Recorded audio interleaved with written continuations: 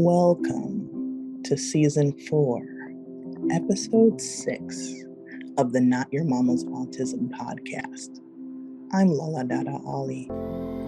In this episode, I have a rich conversation with two women that really showcases an evolution from three young, ambitious baby lawyers in the making, all attending the same law school, who became friends, who then became 3 seasoned professionals, who are now also juggling marriage and parenthood, all sharing the bond of raising at least one child with a neuro difference.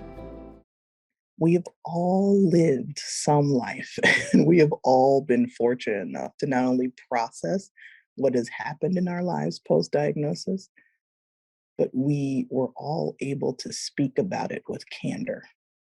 And that in itself is a gift that none of us take for granted. I spoke with Faye McCrae and Camila House, former law school classmates, current friends, and colleagues and fellow moms.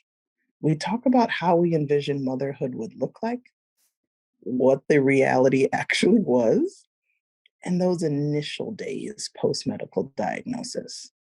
We also talk about the dreams we have for our families within the context of mental and behavioral health, societal pressures, race, and much more. The reason why I think conversations like this are so important is to drive home the point that none of us is truly alone. Thinking that you are is actually a lie we tell ourselves. You may be isolated or feel isolated, but there is someone on this earth somewhere that is experiencing something similar.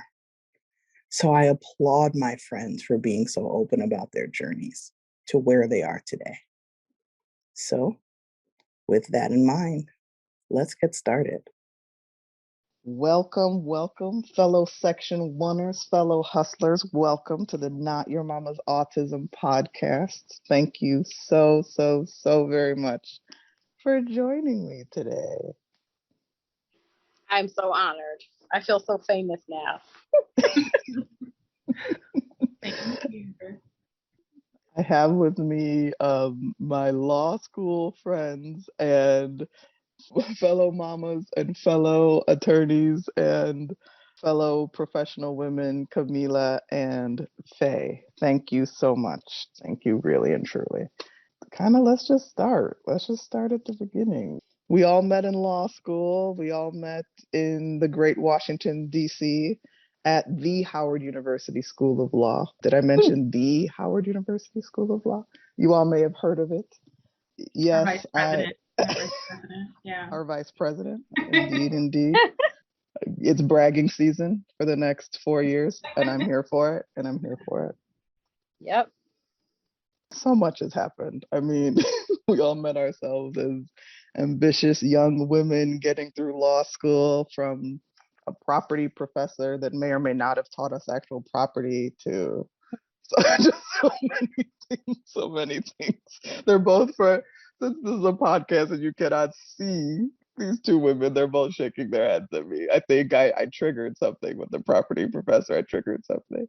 We are all here today to talk about neurodivergence and its beauty, its triumphs, challenges, everything in between, through the lens of, depending on who's speaking, self-advocacy, as well as through the eyes of a parent. I'd love to talk to you both and just ask you some questions that may not be easy to answer, but I know that I just want to remind you both that your answers, it will definitely help someone listening, because we all kind of feel like we're alone. Oftentimes we realize the more we talk about things like this in these type of spaces, we realize there's a lot more commonality than we think.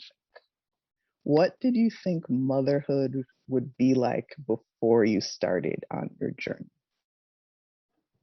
It's funny, I was just talking to a friend about this the other day. I don't think I gave a lot of thought to what I thought motherhood would be like. I had my first son at 26. So my husband and I were married for less than a year when we found out we were pregnant with Isaiah. So we transitioned to being kind of a new married couple to parents fairly quickly. We were married in March of 2006, and Isaiah was born in August of 2007. And for me, I was still very much in my 20s mindset of like, I just graduated law school. I was in my first job. Like, how is this baby gonna fit into this life that I was crafting for myself? And I spent a lot of time in, being pregnant, like worrying about that. And then when Isaiah was born, it was like, I don't know, not to be a big stereotype, but it was like nothing else mattered, anymore. He was just so cute and so sweet. And, all I wanted to do was, be attentive and devote, time to this little person. So I don't know, motherhood just shifted a lot of what I thought was important and what I believed about myself and who I thought I was. So yeah, I think, it was for sure. I didn't have a lot of expectations, but I felt thrust into this fierce mama bear, world almost immediately with him. Mila? Something that you said triggered something in me. If I'm being perfectly honest, my expectations were that I was going to somehow like morph into my mother, who's like the most organized, like on top of it. Everything is going to happen at a specific time. She's very Germanic. I mean, she's Bahamian, and she's very like she's just the most put together person I've ever met in terms of just being able to get everything done with, she had 3 children. So I think I expected that somehow a light switch was going to turn on, and all of a sudden, my messy room was going to become spotless for my children. Everything about my, pregnancy was just completely unexpected. Like, I got engaged and then pregnant. And so I was really like dealing with the embarrassment. I'm half Bahamian, half African American from a family of achievers, and I was in my 30s, but we always thought of things as very much in this particular order, and I had not done it in that order, even though I had gotten close. So I thought, oh, this is already embarrassing. And then my daughter was born at 26 weeks. So, and then everything that came with that was like, autopilot. So I think, what you said, Faye, about just, nothing else mattered. For me, it was both nothing else mattered and then everything else mattered, because I was not ready yet to get to the point where I was focusing on one or two other people. And so I kind of lost it, but I didn't realize I lost it until, she was finally out of the woods, because I was on autopilot, get up, go to work, go to the hospital, stay at the hospital till shift change, get up, walk around, shift during shift change, go back, stay until 10:30, 11, do all the stuff they tell you to do in the hospital, go home, pump, repeat. So I didn't have expectations. I did have expectations, but nothing about my pregnancy or early motherhood was according to those expectations. And it's been a journey, and definitely not what I expected. But good, mostly. Fair. The mostly part is totally fair. For me, motherhood for some reason always included working outside the home motherhood. So I never contemplated a motherhood where I would have a stint where I'd stay at home. Because my mom worked throughout. My mom was an ICU nurse. She was always working. She used to work like overnight shifts, 3 to 11, 11 to 7, had 3 babies. So I always thought that I would do that in some form as well, like always working and working long hours. But the double autism diagnosis, I was like, I can't process this. I need a stint where I could just focus on them, no work. And I dealt with the guilt of that for a while, because that's not how I viewed my own version of it. But I'm really, really glad that I did. Now that mental health is so important to talk about freely, I think if I tried to juggle all those things in that season, I would be a lot worse off from a mental health perspective. So I'm glad I did that. I think my family needed it. I think I needed it. It's interesting, but I feel like I almost had an opposite sort of experience because I grew up, my mom and dad divorced when I was fairly young. So definitely, I saw my mother not only work, but she went back to school and everything when I was a kid. So I was very much a product of that generation. I was a latchkey kid and all that. And I don't think I thought much about what I thought motherhood was going to be like. But once I had my son, I just wanted to be with him. And we were living in Manhattan at the time. It just wasn't a possibility for one of us to just be home. And I feel like I dealt with a lot of guilt for having to go back to work so soon, and not being with him. Like I still remember, it's like almost laughable now. Like my first day back at work, I remember, like singing him all these songs before I dropped him off at daycare, like bawling my eyes out when I dropped him off. And then on my way back, missing my subway stop, which delayed me getting to him by like an hour. I'm crying hysterically on the train. It could have been a little bit of postpartum. Like I don't even, know at this point when I look back in retrospect, but I remember being a mess, like begging the conductor to stop. I look like a crazy lady. But it's just interesting that we put those expectations on ourselves and either, like I was just tearing myself apart inside because I couldn't be with him. I just felt like, a failure in abandoning him. Whenever I hear that story, that like with those stories, because everyone else I know has had those moments where they've, leaned into that part of motherhood, the guilt. And I couldn't wait. Not that I couldn't wait to go back to work, but by the time it was time to go back to work, I was like, okay. And I dropped her off. One of our other classmates recommended a woman who was in Northwest in his complex. He's a HUSL alum for the year after us. I dropped her off after I've met the lady, of course, talked to her. My mom met her. She signed off on it, as moms do. I dropped her off and my sister called me during the day and she says, how is baby girl? And I said, oh, I mean, I dropped her off this morning. And she's like, you haven't called to check and see how she's doing? And I was like, no, am I supposed to do that? Isn't that like interfering? And she's like, girl, get on the phone and call for your child. And I think part of it is like, I tend to avoid like the dread. And I honestly believe that she was okay, but I didn't want to face any of those things, any of the motherhood guilt, any of the, I just didn't want to hear that she had done something super cool and I had missed it. But I also didn't want to be there because I wanted to like get some space. It made me feel like a bad mom for a while, but I've recovered. So along those lines, do you feel like you mentioned, Camila, about your pregnancy journey and the challenges involved in that? And say I don't know if you had a challenging pregnancy journey as well with your first. I think you did, but please feel free to expand. But if you both had I certainly did with both, more with my second than my first. But do you feel like you were properly educated about what pregnancy really was like? Because I feel like, sorry, aunties and mom and grandmother figures in my house and in my community, but I just didn't feel like I was properly ready. I don't feel like people really told me. I read books, but no one really told me some of the things that would go down. Do either of you feel the same way? Yes, I completely agree, Lola, or I completely relate, I should say, to that experience. Yeah, I feel like from what I gather from my mom, well, my mother, first of all, she had my brother at 19. So her first pregnancy, her mother was sick at the time. I mean, it was a really kind of struggle time for her. And so her pregnancy experience, there was a lot of secrecy around it. My dad had just been drafted. It was during Vietnam, so he was away and, it was just a really, really tough time for her. So she didn't have her mother kind of to talk her through that experience. And her mother passed away the same year my oldest brother was born, so just the trauma of that.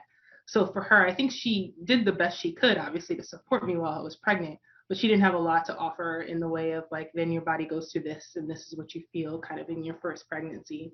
So for me, I mean, I definitely, as educated women, you do a lot of reading and, all of that stuff. But I think when it came time to it, like my birth story, I guess, is the thing that was the most traumatic.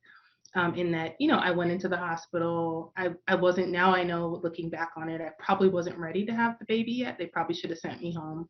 But like so many women, they chose to induce me, and I got Pitocin and 26 hours of labor. My, son just wasn't, it wasn't progressing. So his heart rate started to drop, and they had to rush me back for an emergency C-section. In retrospect, I just didn't ask any questions. I didn't ask, why are you giving me this drug? Why is this happening? Why is that happening? I didn't advocate for myself the way I should have. Those are the things I kind of look back on and say, yeah, I wasn't adequately informed or prepared. And, as we know, with being Black women, the maternal outcomes are pretty tough, for us, if not downright dismal. So, it was definitely like a tough experience. He was born having trouble breathing. He had let out like one little cry, and then they immediately took him back. I was just actually telling him this story. I tell them this story like every year around their birthdays, but I think now that my oldest is going to be 14 this year, he's really like processing it now. Like, oh, this was a tough, experience. But they took him, immediately I told my husband, go with him. He's ours now. I want to make sure he's all right. No one kind of told me, you can't feel the lower half of your body after you have a C-section, or, kind of all the things that go into it. Also, that I wasn't going to be able to see him until I was able to walk, until that feeling kind of returned. So for some reason, it was like a day where everybody was having babies at New York Presbyterian, and they put me in this room with like all these women with their babies. And I'm just, lying in the hospital bed, waiting for this feeling to return, not knowing when I'm gonna see the baby. And this is before, like, I guess 2006 was maybe before everybody was glued to their cell phones, or 2007. So, it wasn't even like I could call and find out how things were going. I don't even think I had a phone with me at the time. And it took me a long time not to even talk about that story without crying, because I just felt so disconnected from him. I saw him for that brief moment, and then for 5 hours I was away from him. So yeah, it was a tough one. And the next time, I have 3 boys. My next son, I definitely had a lot more advocacy. I kind of knew what I wanted. I knew that I wanted him immediately if I could, and that was a wonderful experience. And I had 3 C-sections. So when I had my third son, after you have a third C-section, there's a lot of scar tissue, there's a lot of risk of complications. So I developed postpartum preeclampsia, and I was in the hospital for almost 2 weeks trying to control my blood pressure following his birth. So, that was traumatic in and of itself. He was with me the whole time, but my health was kind of depleting at the time. So my birth stories were definitely not romantic. It was a tough time. It was a battle to bring each of them into the world. I ended up with 2 C-sections, both emergencies, different reasons. I'm not as articulate about mine as yours. It's still hard to talk about. I talk about them in other episodes, perhaps on days where I had more coffee. But today may not be the day. But it was definitely parts of my life that reminded me that sometimes control is an illusion. For sure. Oh my goodness. That's what my husband said all the time. Like I remember one day in particular, we're walking into the NICU, and I'm feeling so drained. We usually didn't go together because he was, we had just gotten engaged, so he was still living up in Columbia, and I'm still coming from, near Andrews. So we met up there. I guess we were together that day, and so we met up there, and I was just so drained. And he says, what this teaches us is, you really don't have control over anything. I mean, you have control over what steps you take in the short term, but in terms of what everyone else is going to do and what everything else, what other factors, it's like you just don't have any control. And it's so true. And it's something that is so difficult for me in particular. It's difficult to feel out of control. Well, I feel like people who tend to go to law school think they have more control than they really do. So perhaps that's part of it. So don't beat yourself too much. It's an occupational hazard. So you're in the right profession. Yeah.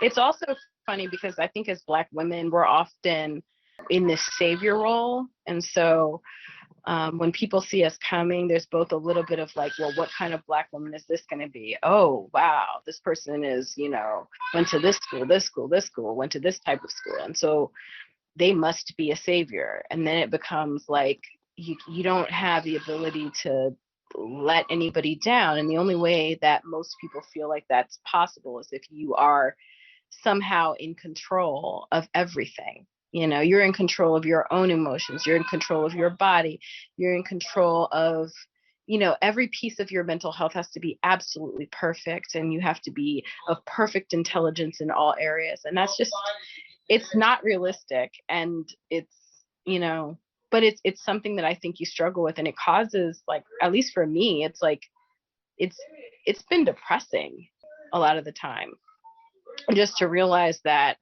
I may be really good at some things, but I'm not going to be good at everything I try to do. And then people's expectations are going to still ride with, me being there to save, even if that's not how they're articulating it. Control is a myth. It is. I think knowing that, that's actually a good segue into my next question about neurodivergence. We all have at least one baby diagnosed as their brains wired differently from the norm, whatever norm is. I guess society and medicine hopefully will figure out different terminology than norm, whatever normal or neurotypical is. Could you each kind of tell me about your family's particular story about getting the initial diagnosis? With Isaiah, he was diagnosed with SPD, sensory processing disorder, when I would want to say he was about 5 years old, maybe just about to turn 5. Our first kind of inkling, that maybe we should look more closely at his behavior was he started developing tics when he was around 2. So he used to blink a lot. He used to bite the collar of his shirt. It was really hard for him to be still. He always seemed to need to be like pressing on something, or he used to like to have his hood kind of really tight, like around his head. It seemed like he needed a lot of kind of pressure, which is a staple kind of SPD and what was going on with him at the time. He was in a daycare at the time, and he was the only little brown boy. And it just so happened it coincided with one of the darkest times in my life. My brother had just passed away. Everybody at the daycare was incredibly compassionate and kind about it. I want to say like 2 weeks after he passed away, we got a note from the teacher like, we've been observing these things, but we haven't really wanted to put this on you right now because we know your family is going through like a really difficult time, but we think, your son needs to be evaluated. But at the time, they kind of just rattled off a list of things. It just seemed like normal kid behavior, and we were extra cautious as parents of a Black boy that are we targeting him? Like, what's going on here? Also, I think what is often the case, with a lot of kids with neural differences is that he was exceptional in so many areas. I mean, he was reading early, he was playing chord bells by ear. He was playing little songs, and this is, right before he started playing piano. So there were just all these exceptional things about him. So it was really difficult for us to see what he was doing as anything other than quirks. And that's kind of what you call it. A lot of Southern Black folks, my family, my parents are from New York, but they hail from North Carolina, and you just say somebody's a little different, or they're a little, we just kind of, that's kind of the way we were already writing the narrative in our head, that he was just kind of be a little different. But I don't think we were as receptive to a diagnosis at that point. But it just started to become apparent, that there were just some things that, he would also, just get upset easily. Like, he used to think if he saw like kids kind of not wanting to play with him or huddle together, they were talking about him. Like, there were just little things that we were thinking, okay, something is a little different here. So we had him evaluated at Kennedy Krieger because we're in Maryland, and that was in Baltimore. And at the time, we didn't get a diagnosis. By the time we saw Kennedy Krieger, I was like, there's something going on here. We need to figure out what it was. And I think originally they were thinking ADHD, but he was, again, just so smart that when they tested him, he could just completely focus and zero in. Like, there was like a math test, and he did all the problems and then went back to like climbing all over the chairs and rolling on the floor. But he was able to focus for the purposes of getting through that math test. And I remember, my husband at the time was just like, You can't like force, something here, that's not there. And I can't even remember. I know, Lola, you and I chatted about it probably around that time, but I don't remember when I first heard about SPD. Someone gave me a book, I think, called The Out of Sync Child at the time. I wish I could credit whoever this person was that gave it to me, but I remember reading the book, reading about the diagnosis and thinking, oh my goodness, this is him, and then finally seeing a care provider that was versed in it, and kind of being able to recognize what was going on, give us that diagnosis, and then I just remember like getting I feel like I'm getting emotional right now, but the first time we started to go to OT and kind of having somebody articulate all the things that we were seeing, about our son and letting us know this is why, just having it all kind of come together and all add up.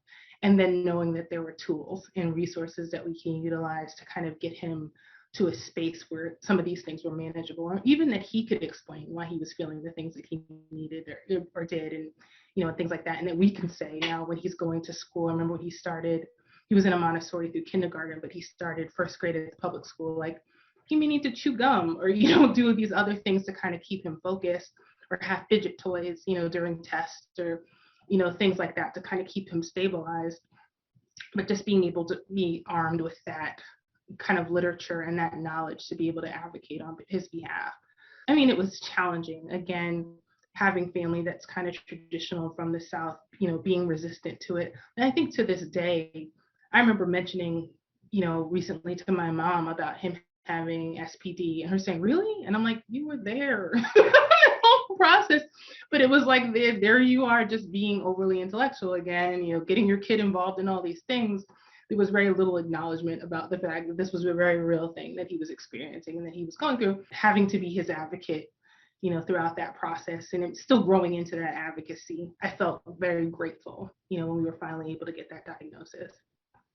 Tiara actually shared that story with me at some point because we were going through something with one of my family members during COVID, and he was actually having a lot of anxiety just around, COVID in general, and just being away from home. And because we, did COVID partly in another state. And so dad wasn't there with him. And there was he was very close to his dad. And there was just a lot. And it was a change in routine.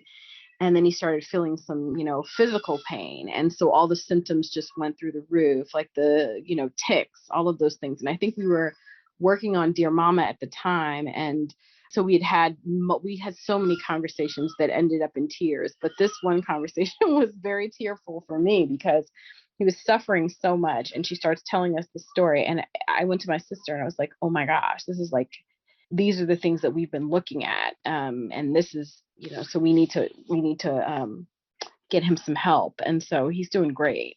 And it's largely because I think between our other friend and your story, it was just very inspirational. And it's so hard because people misinterpret those behaviors, and especially with Black boys, just like you said, I'm always so fearful of just Black children in general, just how they're going to be treated when they have these differences, because it's a difference for us.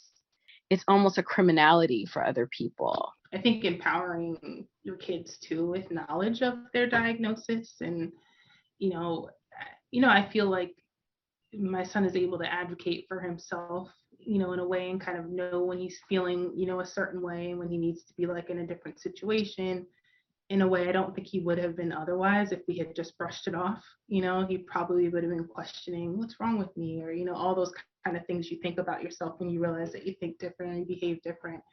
He's like just an incredibly confident kid, and I think a lot of that has to do with the fact that he's able to own, some things about himself in a way that I think, because I mean, again, he was exceptional in so many ways. And I think in teaching him about, this part of himself, and why he was in OT for so long, and, all of those things, I think, we were able to say this is also something that has made you extraordinary.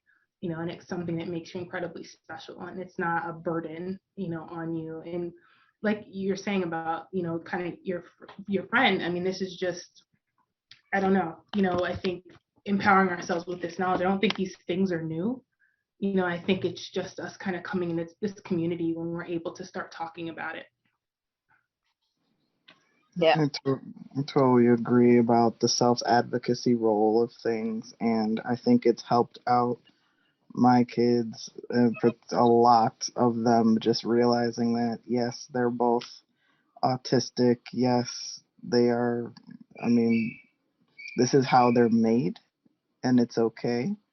And part of the journey, we're all on the road to self-discovery. So this is just another form of it, and that's Tosan's approach, my approach, especially as fella gets older. He's 10 now. He's very well aware he's autistic, and we've let him know that as he grows up, he may have certain behaviors that are different from others, but part of his role is to educate others. So one day at a time for sure.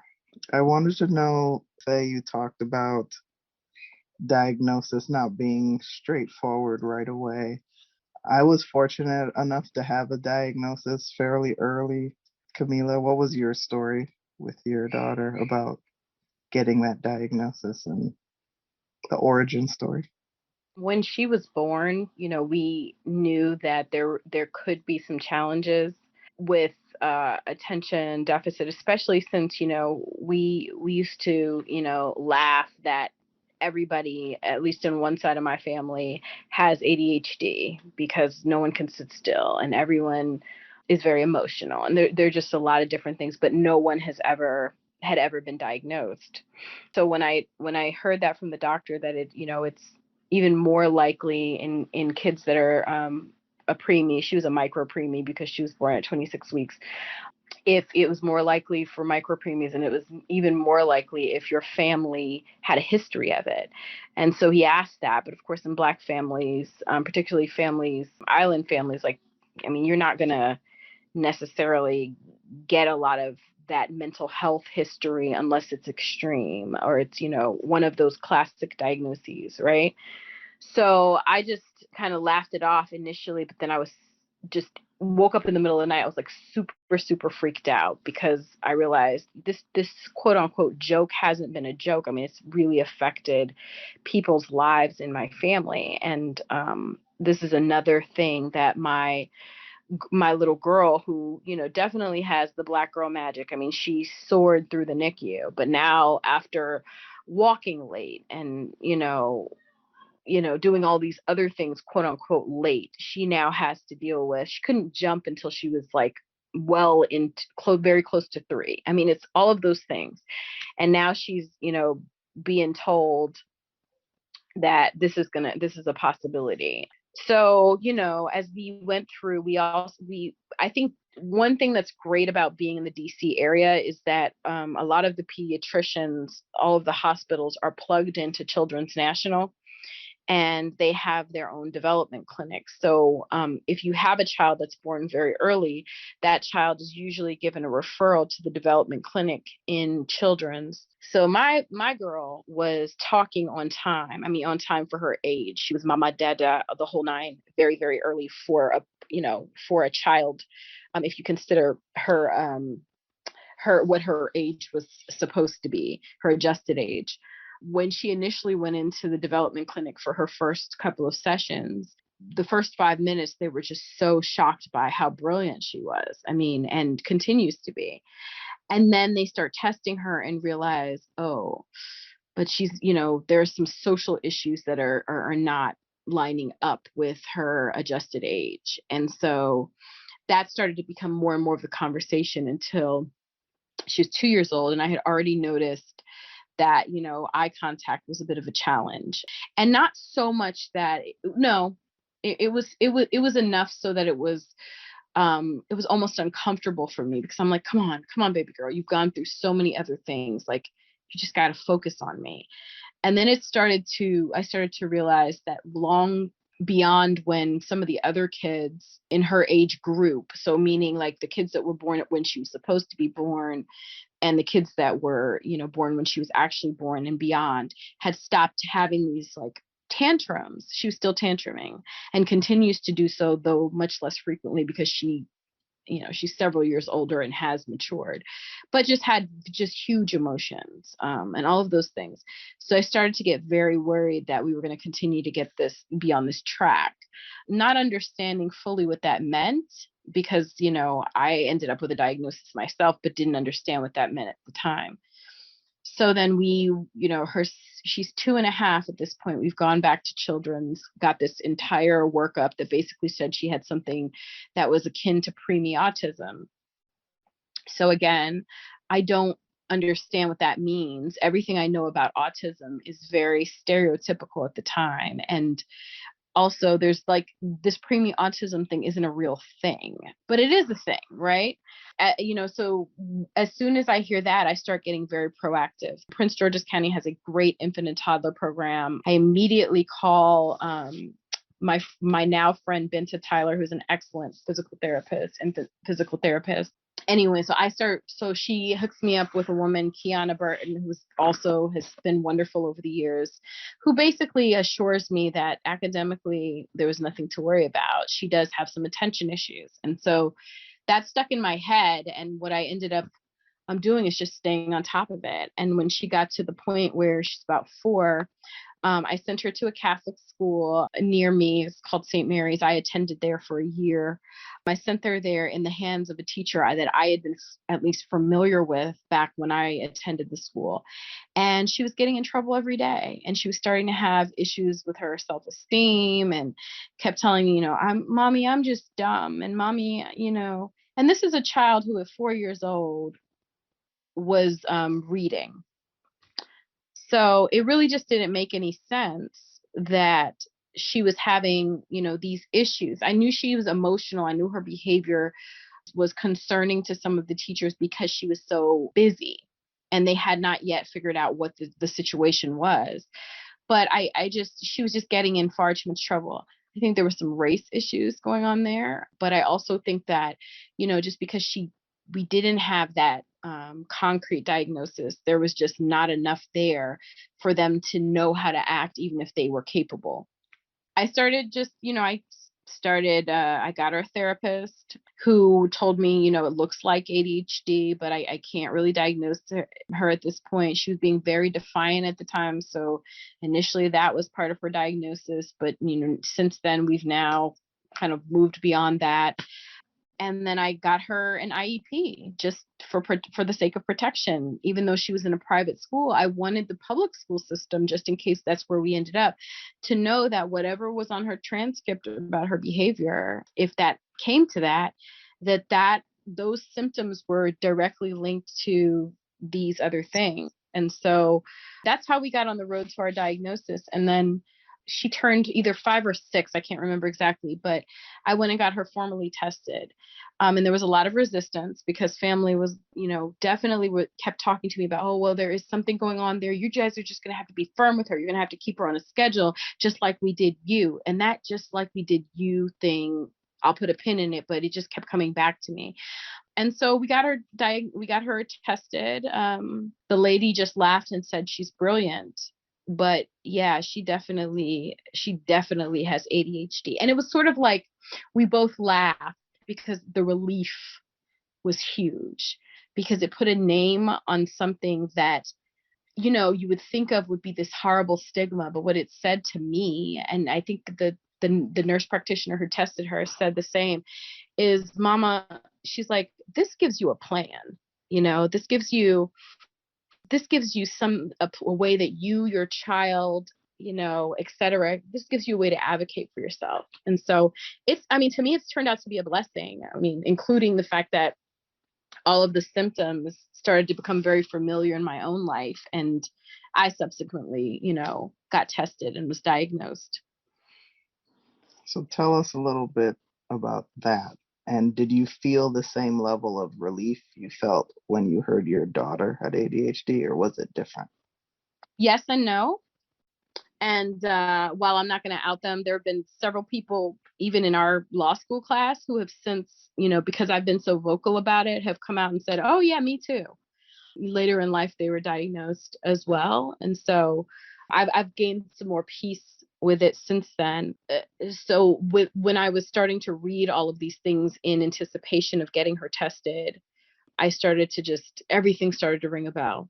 Just the disorganization, the forgetfulness, the real inability to organize both my thoughts and my time, being late to everything, and having gotten so much worse after having had children, and just not being able to get it together, and feeling crazy because I just could not figure out a way to manage my thoughts, times, emotions in any way that was really functional. And so at first I was in a bit of denial. And then once my daughter got tested, I realized you just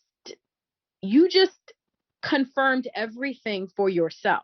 Like everything she's doing in this session where she's getting tested, they're all things that with a little bit more maturity, you do as well. Like everything. I mean, being late, taking forever to get dressed, and then thinking it's 5 minutes and having it be a half an hour. All of those things that we discussed in this meeting with this nurse practitioner, it just became very clear. And so I spent out of my pocket because I couldn't find a therapy group that really focused on ADHD. So I switched to a group that, did focus on ADHD, and was very lucky because one, there are some cultural differences between me and my therapist. I have two, they're both white, but I had just a soul connection to my therapist. And I remember after I'd been assessed and all that stuff, she just kind of laughed and said, I mean, give yourself a break. Like there's nothing wrong with you. You just have ADHD. And she's just like, we'll teach you how to live in a world that's never taught people like us how to live in this world. And so in that way, just having that access to people who could say that to me was liberating. So in that way, but I still struggle with not feeling like a failure for the 40 years before that I felt like a failure and an outsider and a weirdo. I was just about to ask you when your therapist said give yourself a break, and you kind of answered that already. Have you started to give yourself a break now? Just because you have to drop the denial first. I had to stop associating what Black girl magic or Black woman magic is in association with perfection. I had to drop the label of, my name actually means perfection. So, imagine walking through life with that just sitting on your title, right? And knowing that you're not perfect, but also not really defining perfection well. If it's anything I've learned, we are our own harshest critics. And you're doing more than just living. Yeah. I think you're doing more than just living. You're way above the living category. So I'm trying to soak up all this Faye McCrae, Lala energy. Yeah, we're all trying to achieve Faye McCrae level. We'll get there one day.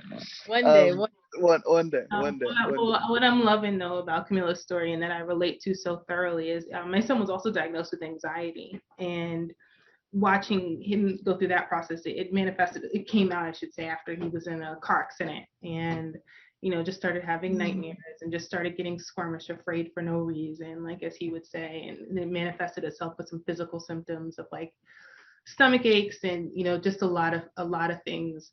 And through that diagnosis, I realized I also had anxiety, and watching him go through that and kind of ticking off the boxes and thinking, oh, these are things that I've experienced.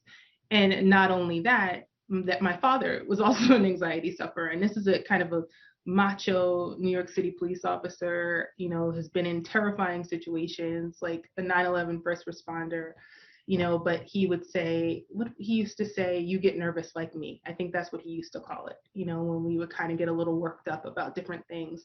But just, feeling empowered through your kids and recognizing those symptoms in yourself. And what you said too, Camila, about, your family kind of coming back to that's what we did with you, or things like that. I had excellent parents in so many different ways. When I told my dad about my diagnosis, he actually said to me, oh yeah, I knew that. but you had good grades and we just pushed you. And it's true. And I'll say I probably with treatment would have had better grades, dad, but my dad was excellent and he really was persistent. Now that I'm working with my daughter, of course you have different tactics. It's a different time. He gave me the pep talks when I needed the pep talks. My mom kept me very organized, even though I wasn't organized. I mean, she forced my life to be, imagine being puppeteered, you know, like bus stuff is going to go here. And like I'm like, I can't control it. I just can't survive without it being there, you know? So I was lucky. I wish that at that time people got diagnosed with anxiety and you didn't have to be schizophrenic or whatever for that to happen, because I think that, you know, we could have all, you know, you could have benefited, you know, I could have benefited from all that. So, but that's good that your dad related to you, right? Because he told you it was okay by saying you get nervous like me. It gives you someone you look up to relate to. Yeah, yes and no, because I think it also felt like an inevitability. Like, you know, this is kind of who you are and this is who I am and this is what we have to deal with, you know, as opposed to like, oh, this is a thing that people overcome, not overcome, but at least they develop coping mechanisms. And there are tools that you can use to kind of manage it. You know, at the time it was kind of like, that's just, you know, what you got to deal with because it's what I got to deal with. I was just about to say, we're all products of our generations, and you can kind of see the progression from your dad's story to your son's story. Yeah. So you could see how he's learning his coping mechanisms still in childhood. So imagine the empowerment that he's going to have as a 25-year-old man, a 40-year-old man, a 60-year-old man. Yeah. And your dad had zero coping mechanisms, and then you discovered it in adulthood yourself. So there, did you see the progression actually, not only with your family, it's a microcosm for society as a whole. Sure. Yeah, I was gonna say that too. Just even watching my son kick the shame, like there is no shame. You know, he'll just like he has asthma. He'll tell, I'm not running because this is what's gonna happen. But he just he sets those boundaries, you know, for himself. And it's inspired me to do the same. And like you said, I just hope that society moves in a similar direction where, you know, just what's going on in the news right now, right? Like Simone Biles, like owning her mental health, and Naomi Osaka, and like, I love that. Folks, yeah, just standing this, and maybe it's Generation Z, I don't know, but just standing in this ability to just be authentically who you are and set boundaries and limitations, you know, without shame, stigma. And everybody, if you know, I don't know if this is something that y'all have experienced, but I know like, and it hasn't really come from my parents, but it's come from other elders just kind of discouraging me from sharing this, especially since we're in this cutthroat profession. But I hate to say this, like, and I'll use a PC word, but screw that. Like, it's too, I don't know if that's a PC word. I'm using a non-curse word. But forget that, because at the end of the day, I wish, and I think partly going through the whole process with Dear Mama was helpful, because I've had so many people come to me afterward, you know, even some of our presenters who you wouldn't expect to share, who have shared their, you know, motherhood stories. And I felt a kinship. I spoke to Milani Douglas the other day, and I to this day, like, I feel a kinship to her, in part because, you know, we revealed ourselves a bit to each other in a way that I think, one, people in general, Americans, Black people, because out of just, you know, short survival needs, and Black women just don't feel like they have the right to do. To me, at this point, I'm like, I'm going to do what I've got to do. But I understand why generations before were so hesitant to take on what they felt society would treat as a handicap when they were already so handicapped.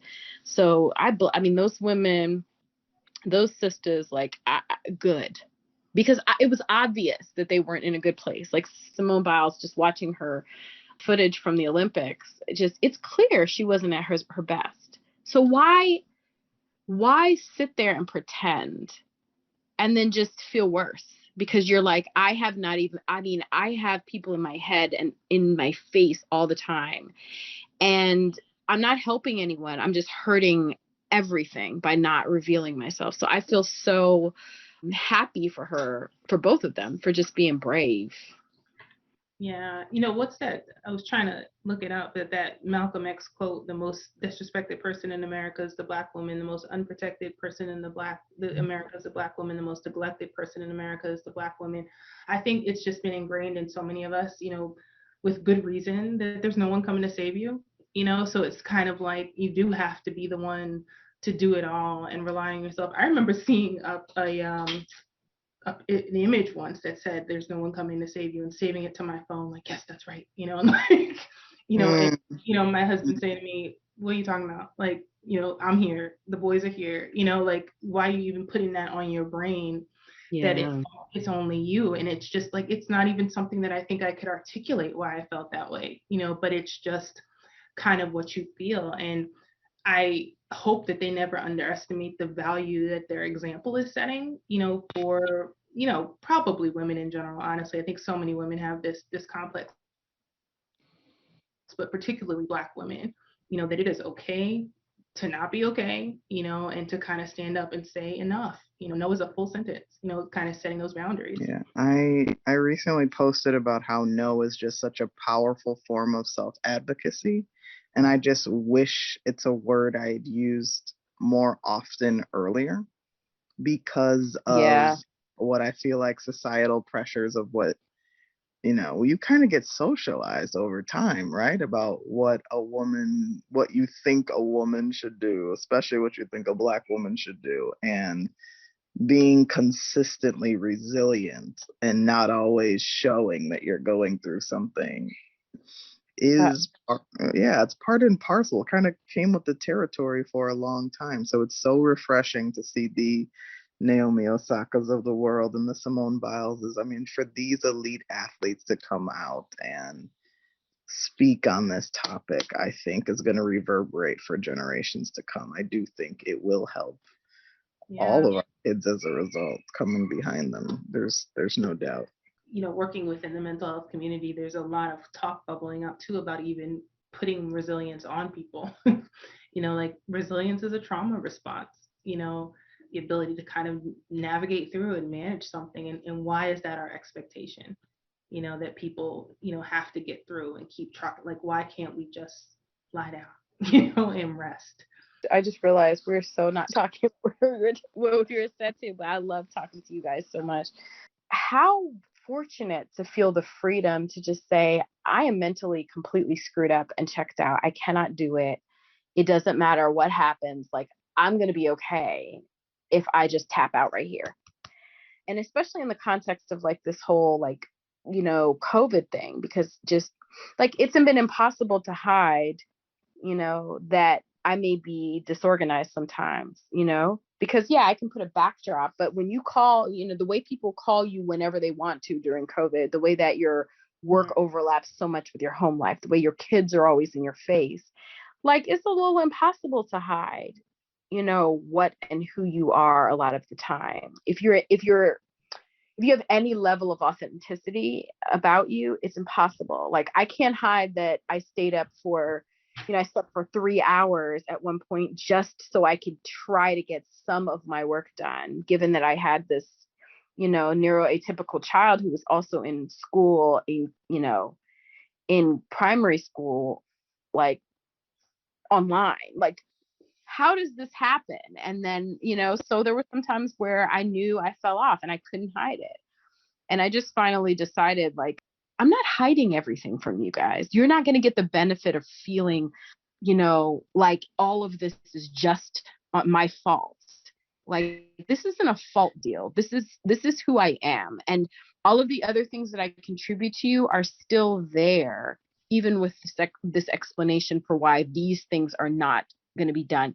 And I brought up Milani Douglas in part because I have so much respect for her ability to say, I am amazing at A, B, C, D, E, F, G, but I can't do this, and I'm not going to do this, and I'm not going to do this. And it's not because this makes me a bad person or a weak person. It's because, you know, it's important to speak with, basically to give people your boundaries so that you can be your best with where you're able to be.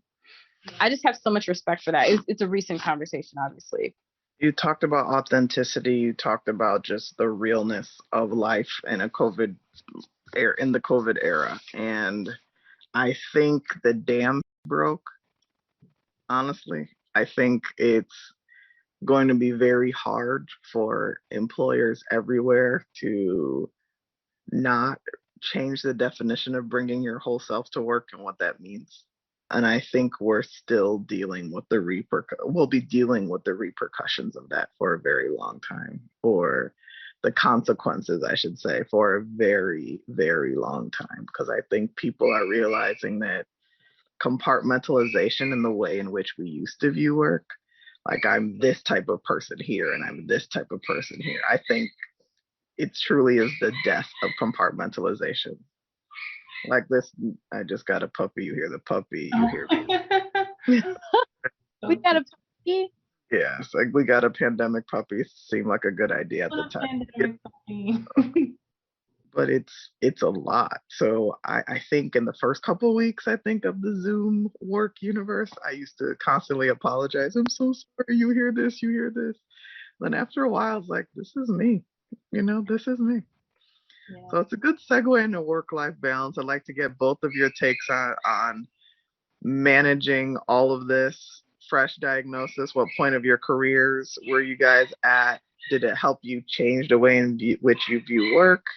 Any of those things? I mean, it was years, I guess, the process for us. I mean, it didn't all kind of wrap up neatly within 6 months. There was dealing with the tics. There was, even before I had that first conversation with the daycare provider, there was just, it was funny because I remember when I had my second child, who is, he exhibited any of these symptoms, just being astonished at the fact that I could take something from him and he'd cry for like a second and then go back to normal.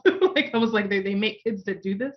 But we were just in the trenches so much with our older son that, it was just a very different experience parenting.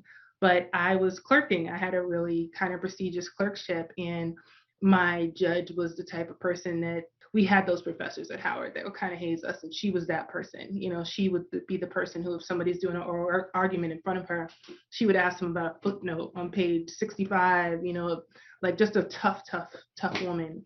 And she used to say things to me like, don't you need to go home and cook dinner? Just a lot of kind of craziness, when I was working for her.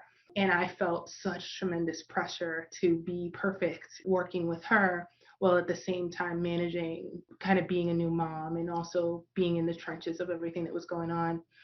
And I realized from that experience, albeit torture, that's the majority of it, trying to manage all of it, if when it came down to it, my child was my priority. I think it allowed me to have a voice for myself, probably when I wouldn't have at that point in my career.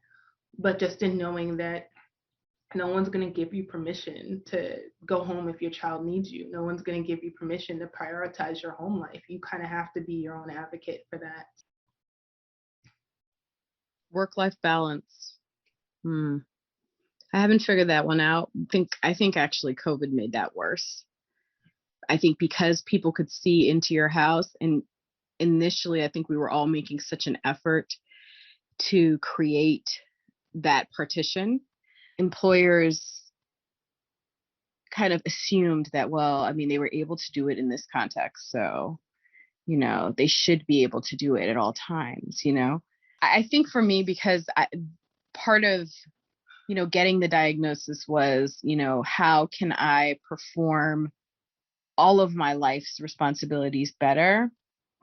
The training that I have received has made all of those things a little bit easier. I'm more efficient. I'm more effective. So I just, and it's really just now starting to happen. I'm also giving myself breaks. So, if I, like, for example, I went out of town, I just was not feeling at my best. My kids had been out of town with my parents because, bless them, they take them every summer for a month. I had to go and pick them up. And so in trying to decide what I was going to do, should I wait an extra week for my husband to come? What should I do? I just decided, what? I am at my wit's end. I cannot do this anymore. I have got to do something because I am not in a good place. So I had already taken the vacation time. I just got in my car and drove. And I drove to see some cousins in Charlotte, and then drove to Charleston and just had myself a good solo, low-key time. I checked my email a couple of times just to make sure I hadn't let any bombs go. But once I realized that wasn't the case, I took my time. I enjoyed myself. I came back here feeling like refreshed and inspired and creative. And that's my work life balance, is that I am very involved in my child's school. I am, very involved in the Black Artists of DC here. I'm on the board now, and that's a big release for me. And I paint, and I have to do it. Like, I have to do it. It's part of my whole, wellness plan. It's part of my therapy, and it is a stress reliever. I don't know. Maybe this is not a popular opinion. I don't like the word balance. I don't know if that's really a thing. I don't know, because when I was younger, I heard Michelle Obama first say women can have it all, just not all at the same time. And I don't think I had babies yet. And I was like, oh, this is interesting. And then once I had babies, I was like, I totally get it. Because I think everything kind of has its season. There's a time to figure out when to ascend the corporate ladder, the career ladder. There's a season where you figure out, my kids really, really need me more than work does right now. Or, there's a lot of considerations that you constantly have to deal with in a certain season, that I just think it just changes over time, depending on the needs of your child, the needs of your family overall, health conditions, you name it. So I had to step out of active litigation, because with my job, the reward for doing good work is more work. And the reward for having to step back is to be considered, almost in a support role, even if you're in an attorney role. But if you're not doing litigation, seen as like, oh, well, why? So the first time I left, came off of maternity leave, I went back into a trial section, and after almost a year, I just decided, you know what, I can't do this and make sure that I'm home every X date at this time to make sure she has physical therapy, and still make sure that I'm working all of the hours that I'm supposed to be doing and doing the best I can. So I moved into a quote unquote support role within my office that was amazingly rewarding, but not considered as prestigious. And then after my second daughter, I came back and I asked for one of those roles, because I just decided, like, y'all aren't going to raise my children. You're not going to make sure my children don't feel neglected, end up in jail, end up with bad grades, or just not feeling fulfilled in general. Like, y'all aren't going to, you're just going to blame me for not doing the things that you're telling me I don't have time to do. So I stepped back, and I heard the responses I got a lot of the time. I remember one supervisor, when I asked them, like, what is the reward for doing the position that I stepped into that I really didn't want to do? And they said, oh, this is the job for people who basically are burnt out of the litigation sections. And, basically this is where you go out to die. And it sat with me, and it was depressing. But what I finally realized was, this person is not going to help me with my children. So if that's the way they view it, I will move on when I'm ready and when my kids are ready. Just the Michelle Obama quote, and, not trying to have it all at the same time. Like, what's been so crucial, and I recognize too, I get to come to this with a certain degree of privilege, and I think we all do, having spouses and, that level of support. But for me, it was, like you said, Lola, kind of when initially coming, into COVID and working from home, there was a lot of like, oh, I have to give the appearance that I have it all together, and, my kid's over here and I'm over here, and this is what it is. But just focusing in on that time that I do have with the kids, instead of trying to try to do all these things at once, making the most of that time in between, even if it's 15 minutes, or, at the end of the day at bedtime, or, early in the morning, but really just being as attentive as possible during those times, I think was really key to me not being consumed by the guilt of it. And I also realized I operate best when I single task. When I'm trying to do too many things at once, no one's going to get the best of me, at all. And I think that's just been such an important key to balance. And, again, I think we're all at a certain phase in our careers too, where we have a little more agency, and for me, I don't really go into a situation anymore without setting boundaries and expectations about the fact that I have kids, and if they need me, they're going to take priority over what I'm doing. And I'm not operating on anyone. I recognize the importance of my job and the value in it, but no one's going to die if I have to take a day off. Kind of just recognizing the weight of that, I think has been really important to me as I've moved through my career. Camila, thriving earlier, and I realize my definition of thriving may also be different than others, but my definition of thriving is just being able to regularly be in connection with all parts of me. Love that. And that until very recently was not as common. So I feel like I'm a lot more regularly in touch with my multiple roles, my multiple interests, my multiple goals. And that's why I think it's not a balance thing. It's like reconnecting. Like there's a part of me that you both know well, because that's the pre-mommy Lola, and she had dreams and all those things. And I podcasting and writing, I get to reconnect with her, like, hey girl, how you doing? And then there's the mommy me. And when I'm fully present in that role, like you see, and I know you both could relate to like the glimmer in their eyes when you know you're fully present. It's like, oh my God. Oh my God. It's better than all the riches in the world. Yeah. And I like my kids. I do. They work my last nerves. They're at that critical age where being annoying is like just DNA. I mean, three is like the worst age ever. Forget about two. Two is great. I can't stand three. But I really do enjoy them despite that. Like, I really think that they're funny. My little one is hilarious. I have a 13-year-old stepdaughter who is, coming into her own, just watching her grow. 13 is not fun at all. I know. Especially when you're the stepmom. I feel like you're like the sloppy seconds sometimes, but the loved sloppy seconds, but still sloppy seconds. But still, it's it's a trying age. They're just going through a lot. But I love watching, her be a big sister, and her, write, and her start to become a writer and all those things. And so I agree with you. It's when they pay attention, when they know you are really there, it's like, okay, this is why I deal with the rest of that. What dreams do you have for your children, and what dreams do you have for yourself? Because I have lots of dreams. I want both of my daughters to be doctors. I want them to live, on Park Avenue. All I want them to do is be happy. I was going to say, that's very Caribbean of you to want both your girls to be also like just very off-brand to what we've been hearing from Camila throughout all this. I'm like, what is she saying right now? Look, okay, like my family does not have enough doctors, so that definitely, but frankly, I just want them to be able to support themselves, have goals, be happy, be accepted, be loved, to love each other.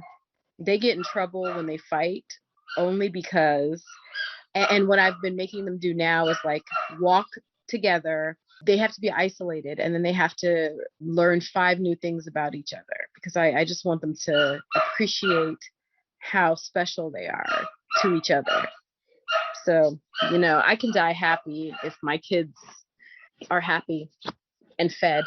I think I want my boys to just feel free to kind of live authentically, as who they are as humans, outside of kind of the bounds of, masculinity and race. Like, they just feel like they can be authentically themselves. I want them to be happy, of course, and to feel, a certain degree of acceptance for the people that love and are around them. I have 3 amazing boys, who will be Black men. One is a budding Black man. My 13-year-old is taller than me, so he's over 6 feet tall already. I want them to be safe. I want them to be safe. So that is my biggest, prayer and wish for them. I love how the writer, just said that so eloquently. I just want Fela and Alero. Sometimes I just combine their names into one because I'm lazy. Felero. I just want to be grounded in faith, self-awareness, and determination every day to be the best versions of themselves, whatever that looks like. So what dreams do you have for yourselves besides going to medical school, Camila? I want to continue down this path. I want to get to a point where I can really think back to, this period of self-discovery, which it's almost like a rebirth, and just say, thank God, thank God I can say I have ADHD. There's so many wonderful things about being all over the place, quote unquote, and being able to say that with a sense of pride that I really want to get there and really be able to sit in that space. That'll be happiness for me, to get to a point where I can say I am confident enough to lead. I want to be able to apply for any job, start any business that I want to start, and not think that I'm less than because I think differently. Honestly, that sums up my dream. I just want to be happy being weird me. And I want to travel to like 100 or 200 countries, like that one girl from Uganda or wherever she was from that traveled. Like that chick, I want to be her and figure out how to fund it and take my kids and my husband. Of that. Years ago, someone sent me an email with like 100 quotes to live by or something like that. And one of the quotes is, be as great as your children think you are. And I remember I was, working for the government at the time, very unhappy in my job, but I printed out that list and I highlighted that. And I've since written it on 1 billion Post-its in 1 million office spaces. I have it up on a Post-it right now in my home office. But I think that has challenged me consistently to keep growing, and I think I want to keep doing that, to keep stretching and keep growing, because, I don't want them to ever come to me, and if I'm giving them advice, will say why didn't you do this yourself? Or why didn't you try out for this? I want, them to feel like I am leading by example. So, as I enter this next season of my life, I just hit the big 4-0 ladies last week. Oh, hush.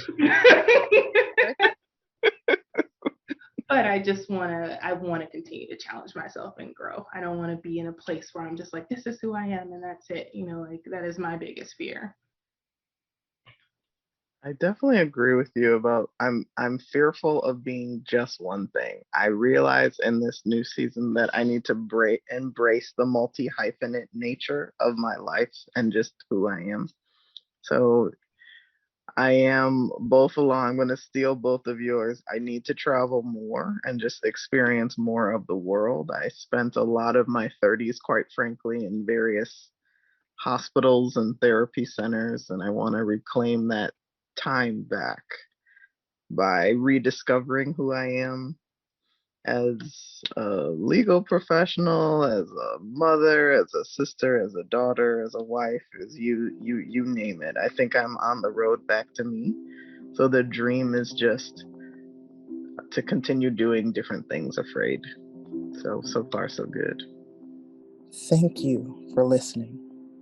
If you like what you hear, please share and subscribe.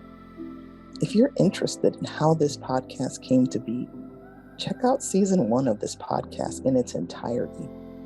I've also decided to share parts of our story in written form through a monthly column titled The Caregiver's Chronicles. You could check it out at psychcentral.com. That's psychcentral, all one word, .com, a division of Healthline Media.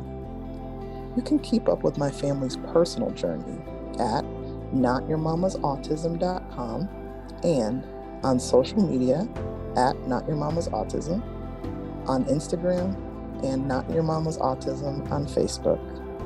See you soon. Not Your Mama's Autism podcast is hosted and written by my mom, Lila Dada Ali, and it's also co-written and produced by me, Fella Ali. My dad, little sister Alero, and I are all occasional contributors. My dad, Tosin Ali, also helps produce sometimes. Big thanks to my aunt, Wilane Williams Ali, who did our graphic design. See you guys soon.